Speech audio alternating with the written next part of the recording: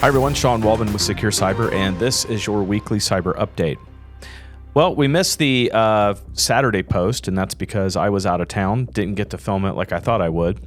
But we're just returning from Idaho Falls and visiting the Idaho National Labs and their Cybersecurity Research Center, as well as Las Vegas, where I presented at the Right of Boom conference, talking mainly about vCISO offerings for managed service providers and how to do that.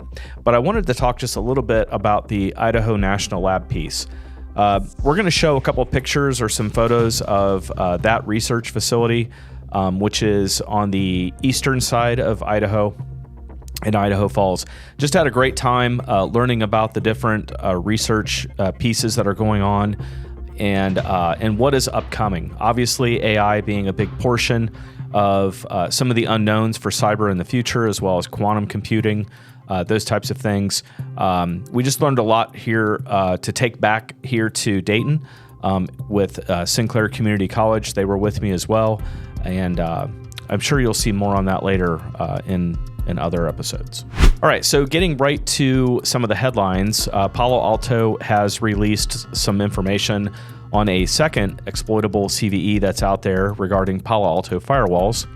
So Security Week is reporting that Palo is discussing how another vulnerability has fallen victim and is currently actively being exploited.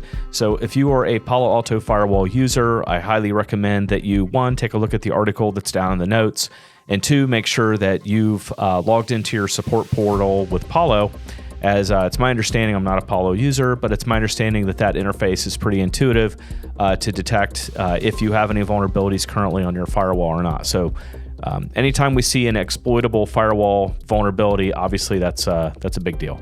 The next article is not good news. So the UK apparently is disabling, or Apple is disabling in the UK, the advanced protection, the advanced data protection on the iCloud and some other, I think there were 9 other products in the Apple portfolio. So basically the advanced end-to-end encryption is no longer going to be offered in the UK. Unknown why.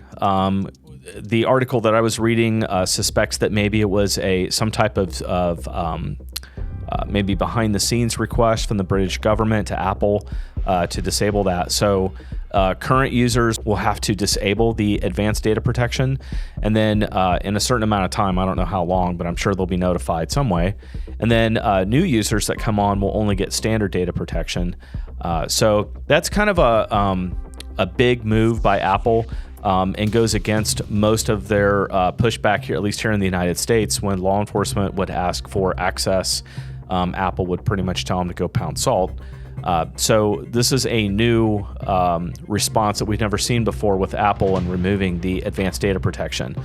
I'm really hoping that doesn't follow here inside the United States. Apple still reiterates that they do not have the ability to create and have not created backdoors in order to access your data and basically be able to take information and give it to authorities if they request it. So I would just keep an eye on that article. That article is down in the notes, so check it out. There's apparently a new ransomware variant out there called BlackLock. BlackLock is apparently targeting ESXi servers, and Forbes, as well as some other news outlets, are reporting that there is a dramatic increase in ransomware attacks on ESXi using this tactic. So there's some articles down in the notes. Just be advised if you have ESXi. A couple of the articles recommend some basic stuff that you can do to lock down your ESXi instances. Obviously, the ones that we are most concerned about are ESXi instances that are exposed to the public internet. And anything that's exposed to the public internet, should be very much locked down. If you're interested, the CIS controls, the Center for Internet Security, has a lot of articles out there and guides, like hardening guides, that you can use to look at if you need guidance on how to secure your ESXi instance. I also recommend that you hit the support portal for VMware to also look and see if they've got any articles out there. Usually they do on how to secure your ESXi instance even more than what it already is. So we're definitely seeing a increase in ransomware. And the next article I'm going to talk about is also about that. And the last article is also about ransomware. This one is called Ghost Ransomware. And the FBI has put out a bulletin about it, as well as CISA, indicating some indicators of compromise that you can use to go search for it and lock your environments down even more.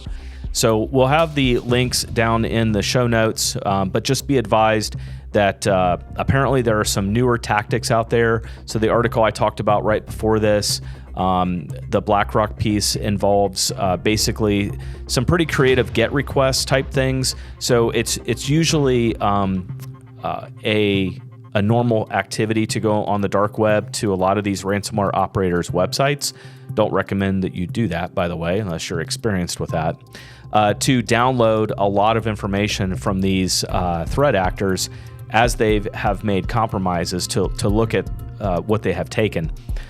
So some of the ransomware operators now are actually putting a throttle on the amount of GET requests that they will take in order to produce that information. So they feel by slowing the information that's coming out will likely motivate the victim even more to paying.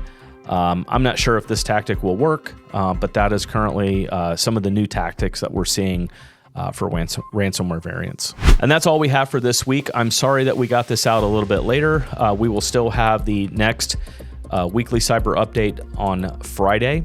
I have had some people ask about, there is a newsletter version of this that used to exist, and Secure Cyber is in the process right now of changing some of our marketing tools, and you'll also see a new website soon. So the new version of the newsletter will be out probably in the next 3 to 4 weeks.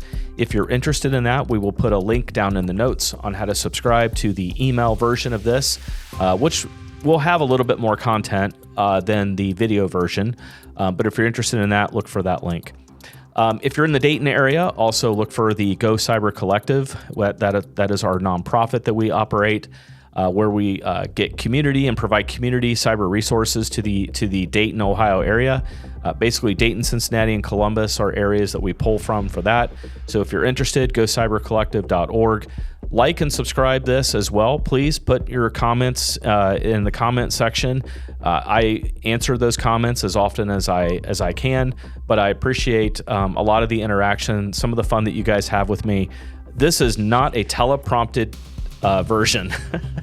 I've usually not been very good about teleprompters, and as some of you know, I'm also not very good with the live piece or this version. But I feel that by not doing the teleprompter, I feel that you get a more, transparent version of me, no matter how I talk or not talk. So I will probably never teleprompt this because I think it's just better to do it raw.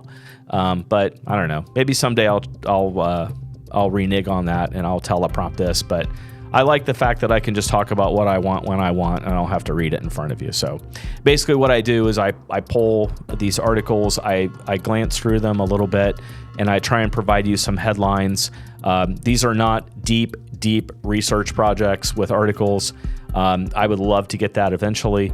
But a lot of what I do here at Secure Cyber and on the nonprofit side is very real-time tactical work with threats and new customers and those types of things. So what that eventually translates into is not a ton of time, but I do enjoy this portion of it. I've been pretty consistent about getting in here in the studio and providing you some interview type stuff too. So we're trying to pull more folks in here and do interviews and give you that type of outreach. But if any of you have any feedback about this, if there's some stuff that you'd like to see, if you like the headline stuff more, that's fine. We're happy to do that. If you want more in-depth research, I'd like to hear about that too.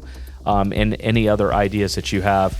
Gosh, I even have some aspirations about getting out in the field as well and showing you some things, especially on the critical infrastructure side, if you're interested in that. So feedback really, really helps, positive or negative.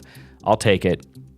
But thank you for joining us, and thank you for watching. And hey, let's be careful out there.